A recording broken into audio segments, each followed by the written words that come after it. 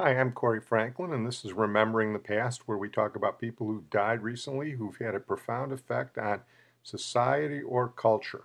And tonight we're going to start out with Leonard Stern.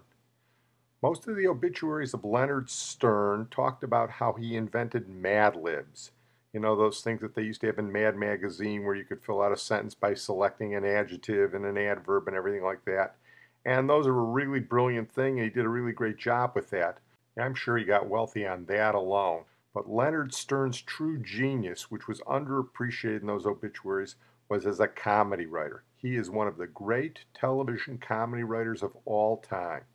And in fact, he wrote for such a wide spectrum of comedians, it's absolutely amazing. He wrote for everybody from Abbott and Costello, Phil Silvers, the Smothers Brothers, Steve Allen. I mean, you could go on and on with the people he wrote for. And he created some great TV shows, a lot of great underrated TV shows, including a great show called He and She that starred Dick Benjamin and Paula Prentice when they were young and up and coming, and another great underrated show that didn't last very long, I'm Dickens, He's Fenster, with John Astin and Marty Ingalls. But his two tour de forces were Get Smart and the Honeymooners. Leonard Stern helped create Get Smart with Don Adams, and in fact, he's the guy who created that famous opening where Don Adams hops out of that sports car and goes into the building with all the elevator doors and eventually gets to control headquarters through that phony phone booth. Here's the opening, and if you've ever seen Get Smart, you'll know exactly what I'm talking about.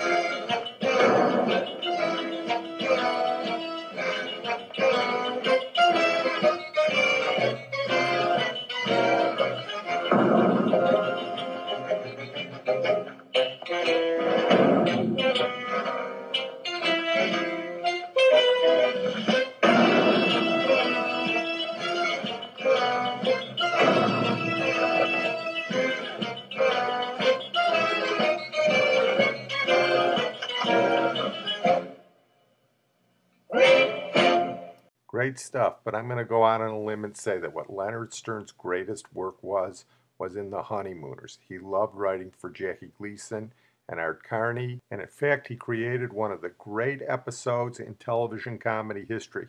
A lot of people, and I may be one of them, believe this may be the greatest half hour in situation comedy ever. The $99,000 Answer. The premise is simple. Ralph wants to go on a show called The $99,000 Answer, which was like the actual $64,000 question, and he chooses popular songs as his category, and he gets a week to study every popular song ever written. And he uses Norton to help him because Norton plays the piano, and everybody brings him songs, and Ralph knows every song ever written. There's only one problem. Whenever Ed, played by Art Carney, launches into a song on the piano, he starts with the first 4 bars of Swanee River. It's sort of his warm-up, and this annoys Ralph Cramden. In any event, I'm going to let Leonard Stern tell you a little bit more about the setup for the $99,000 Answer, where Art Carney starts every song with a flourish and the first 4 bars to Swanee River. And so we have a couple of times when he had to play the piano, and we added that movement is marvelous when you know what he's supposed to do, and he's delaying it for all this orchestration of his hands. And then that led us to believe that the first piece he ever learned to play was way down upon the Swanee River. I don't know how we worked it out, but that was an important part of our predisposition to doing the $99,000 question. That Norton would have to play the piano, and we didn't know what song he'd repeat all the time, but he'd have to go into the first 4 bars of the song before he could play anything else. And that would drive Gleason crazy, and Gleason would speed up the process. And Norton was a good enough pianist to play it faster. So I think it was remembering that it was the genesis or the foundation for the story. How do we get Norton to have to play the piano? And $99,000 turned out to be, it won the Writers Guild Award. What else? It won a number of awards. Was it an Emmy? I can't remember. Well, if it didn't win an Emmy, it should have. Here is the last sequence where, of course, Ralph goes on TV on the $99,000 answer. And, of course, Ralph, cocky as ever, is undone almost immediately. And now, the star of our show, her story! Welcome to America's most exciting show, the $99,000 answer. And now, Tom, who is our first guest, please? Our first guest, ready to leap the first hurdle on his way to the $99,000 answer, is our bus driver from Brooklyn, Mr. Ralph Cramden. How do you do, Mr. Cramden? It's nice to see you again. It's nice to be back here. Now, I remember last week we had just got to the part of the program where you had selected your category popular song. Yes, sir. Isn't that right? Now, you've had a whole week to prepare. Tell me, have you done much studying? Oh, just a little. Oh, just a little spare time sort of thing. So I spare time. I see, all right. Oh, since I go over what you already know. Yes, you're right, sir. That's right. Now, let's get on with our competition. May we have the card, please, explaining the game and the first question. Thank you. I have here your first question now, Mr. Cramden. You know how the $99,000 answer works. We start with the first question worth $100, then our second hurdle is worth $600. After that, our hurdles become higher, and naturally, the questions become a little more difficult. Our fourth hurdle is worth $6,187.50, and if you answer that, the next one is worth $12,375. Now then, we keep rolling along and doubling the money until finally you get to the $99,000 answer. Now, you can stop any time you feel like it and take what money you've won up to that point. Now, is that all clear, Mr. Cramden? It certainly is, and if I may, I'd like to make a little statement. Why, surely, go right ahead. I intend to go straight on, forge ahead to the $99,000. I think it's only fair to point out to you, though, that you don't need to make that decision now. You can stop at any time you want to and take the money you Well, I made up my mind, and I thought you might as well know it, and I know it, and they know it, and everybody. I see. Well, so tell me, have you discussed this at home? Have you talked it over with your wife? Yes, I did, and regardless, I am going for the $99,000. I see. Well, that's quite a decision. I guess you really know your popular songs. Well, I don't like it. All right, Mr. Cramden, I wish you a lot of luck, and here's your first question for $100. Are you ready? I certainly am. All right, Mr. Cramden, for $100, who is the composer of Swanee River?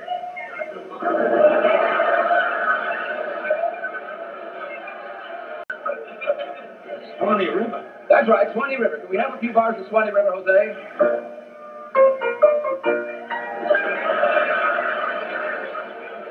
Swanee River. That's right. Now, who's the composer? Your time's running out. Hurry up. You better take a guess.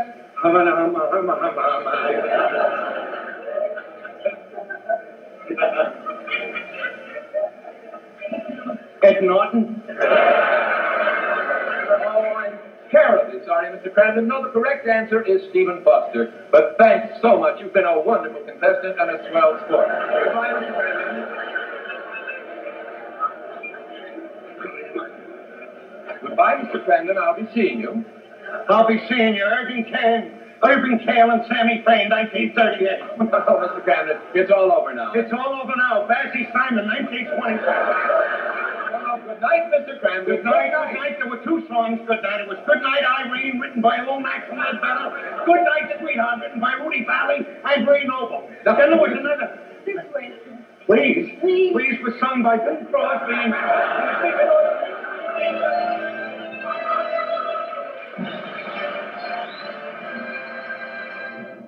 There's probably never been a better double take on television than the one that Jackie Gleason gives when he realizes he doesn't know who wrote the song that Norton introduced every other song with. One of the best pieces of comedy of all time, and we have Leonard Stern to thank for it. And here's Leonard Stern talking about his legacy. I imagine making people, if I can be permitted, a somewhat lofty statement, making people laugh, making people feel good, having that power or that gift is the most rewarding. I still receive letters. There's a Get Smart Club out there. And you get letters from Estonia. And you've changed their lives for 30 minutes. You made them feel good. that's the consummate reward. I had written in my high school yearbook, they said, what is your goal? I said, to please the world. A little better than that, to bring humor to the world. And in a sense, I feel I've accomplished that on a modest scale, but a consistent at least. You certainly have, and we thank you, Leonard Stern. I want to make a brief mention of one of those coincidences that we see every once in a while. Two baseball players died on the same day recently. They were both good players. Neither of them was a Hall of Famer, but they both had one distinction that very few players ever get. And the distinction that both of these men had who died on the same day is they both had the winning hits in Game 7 of World Series. Jim Northrup was an outfielder for the Detroit Tigers in the late 1960s. In 1968, the favored St. Louis Cardinals had Bob Gibson on the mound. They shouldn't have had to go to Game 7. They had lost a game earlier in the series when their Hall of Fame base runner Lou Brock made a base running gaffe. And in Game 7, Bob Gibson, who was considered money in the World Series, was locked in a scoreless duel with the Tigers' Mickey Lolich. In the 7th inning, Jim Northrup hit a line drive to center field, and probably the best fielding center fielder of the time, Curt Flood, misjudged the ball. It was a triple. It drove in 2 runs. Northrup later scored in the inning, and the Tigers went on to win the game 4-1 and win the World Series with the game-winning hit by hero Jim Northrup, and he became the toast of Detroit. Jose Pagan was an infielder for the Pittsburgh Pirates in the late 1960s and early 70s. In 1971, Pittsburgh Pirates were locked in a World Series struggle with the Baltimore Orioles. The Orioles were favored, but almost single-handedly on the play of Roberto Clemente and the pitching of Steve Blass, the Pirates forced a 7th game in Baltimore. They were winning 1-0 late in the game when Jose Pagan hit a double that scored Willie Stargell, and that proved to be the winning run when the Orioles scored a run later in the inning. So the Pirates won that game 2-1, and they won the World Series 4-3 against the heavily favored Baltimore Orioles. And Jose Pagan's name will always be known for that hit he got in Game 7 of the World Series. So Jose Pagan and Jim Northrup, we tip our hats to you one last time. We're going to close tonight with Andrew Gold. And Andrew Gold is one of those people who embodied a specific time and place that we sometimes talk about. And this time and place was the Los Angeles rock music scene of the 70s. Andrew Gold was a musician. He came from a musical family. His mother was Marnie Nixon.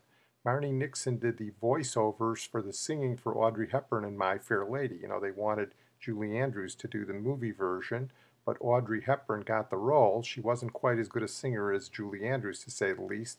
So Marnie Nixon did the voiceover singing for her, also did the voiceover singing for Natalie Wood in West Side Story. So she was a great singer in her own right.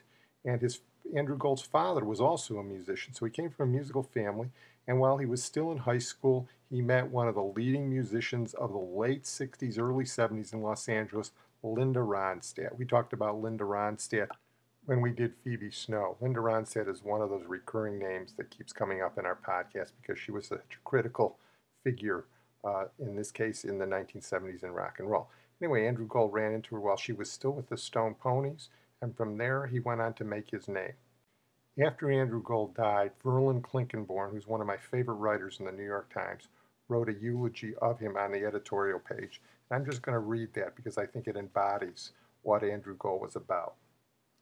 At one time, I thought I owned every album Andrew Gold played on between 1974 and 1980, nearly all of them recorded and produced in Southern California. I was wrong. I never owned the albums he recorded with Barry Benton, Hugh Hefner's girlfriend in the early 70s, even though she went to high school with me. I wasn't intentionally collecting Gold, who died last week at age 59. He just happened to back up, produce, or appear with nearly everyone I was listening to at the time. Andrew Gold doesn't define the Southern California pop of that era, but if you listen to the songs he played, you come away with a vivid feel for the sensibility of those years, a music of the subtropical twilights and the soft westerlies, to borrow a phrase from Joan Didion. Gold knew catchy, and nearly all the songwriters he knew, Carla Bonoff for one, knew catchy as well. When I hear Gold's name, I hear the names of dozens of studio musicians from that time. Waddy Wachtel, Dan Dugmore, Kenny Edwards, Wendy Waldman, and on and on. But above all, I hear Linda Ronstadt, who broke through big with Heart Like a Wheel, the first of her albums that featured Gold. The music certainly wasn't L.A. noir. It was L.A. velour. As for Gold's solo albums, which yielded the songs Thank You for Being a Friend, Lonely Boy, and Never Let Her Slip Away, they were painfully sweet but catchy, and I was caught. I remember watching Gold in Ronstadt's band playing piano on a flame-tone Les Paul guitar that was nearly the color of his hair and beard. He was an excitable boy, to quote Warren Zevon, who lived on a darker but adjacent musical street, and it showed. I think that best captures what Andrew Gold was about. I'm going to close with what I believe is Andrew Gold's best song. It became the theme song for TV's Golden Girls, and it's truly a 70s classic. This song is dedicated to my producer Sid Tepps and my best friend Barry. We'll miss you, Andrew Gold. Thank you for being our friend. Thank you for being a friend. Travels down and rolling back again. Your heart is true, you're a pal and a confidant. I'm not ashamed to say, I hope it always will stay this way. My hat is off, won't you stand up and take the pound? And if you threw a party, invited everyone you knew, you would see the biggest gift would be for me, and the card attached would say, thank you for being a friend. Thank you for being a friend. Thank you for being a friend. Thank you for being a friend.